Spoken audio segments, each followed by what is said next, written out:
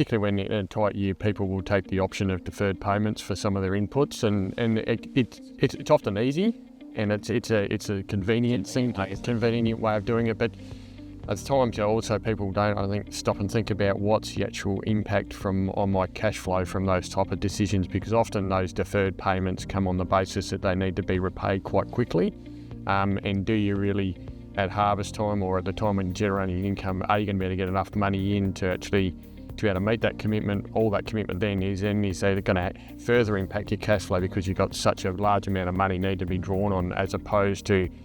not deferring it but meeting your payments, but meeting it out of cash flow and funding it through your bank, which gives you more time to actually manage your way out of those input costs. So it is a very common thing that people will use those deferred payments because it is simple and convenient, but you have to really be mindful of what's the impacts of that coming back on you later on when you need to pay it, because they usually are on fairly short terms. And there's generally, the nature of all business is that, generally there's a premium for that flexibility, for the ease, and that premium generally is through the rate or the product itself. And so, just as you said, making sure we as growers understand if delayed payments are going to be used,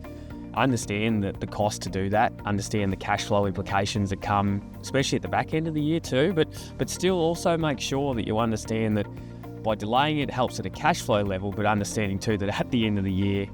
putting it on delay and using that thing, that the business itself and that whole season is actually working towards a profitable outcome where they can be repaid and there's still a surplus left over is very, very key.